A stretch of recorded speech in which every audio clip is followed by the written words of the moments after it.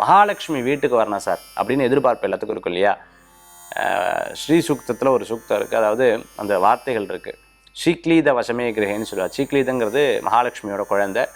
ஸ்ரீக்லீதனை கூப்பிடும்போது குழந்தை ஓடி வந்தால் பின்னாடியே மகாலட்சுமியே என்னோடய வீட்டு வாசலில் கால் எடுத்து வைப்பா, அப்போவே நான் ஒரு பெரிய நபராக மாறுவேன்னு ரொம்ப அழகாக ஸ்ரீ சூக்தத்தில் வந்து சொல்கிறது. அந்த மாதிரி உங்களுக்கு மகாலட்சுமி வீட்டுக்கு வரணும் அப்படிங்கிறது எத்தனை பேருக்கு இருக்கும்? வரலட்சுமி இல்லையா? அந்த மாதிரி அந்த வரலட்சுமியை தான் இன்றைக்கி நம்ம பார்க்க போகிறோம்.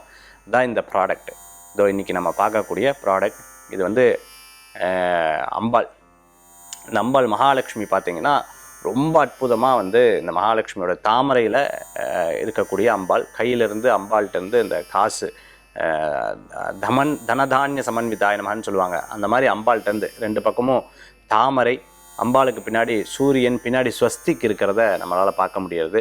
இதுதான் மகாலட்சுமி வரலட்சுமியாக தன்னுடைய இரு கால்களையும் பத்மாசனம் போட்டு அமர்ந்திருக்கக்கூடிய அற்புதமான தேவியாக இருக்காள். இந்த அம்பாளை உங்கள் வீட்டில் ஒரு சின்ன தாம்பாளத்தில் வச்சுட்டு டெய்லி வந்து பார்த்திங்கன்னா அம்பாளுக்கு பூஜை பண்ணி அம்பாளுக்கு நிவேத்தியம் பண்ணுறது அவ்வளவு விதமான மகிமையை கொடுக்கும். நாம் இதை வந்து இந்த வழிபாடு பண்ணி இத்தனை ஜபம் பண்ணி தான் இதை வந்து நம்ம வந்து கொடுக்குறோம். அது ரொம்ப உங்களுக்கு பயனுள்ளதாக இருக்கும்.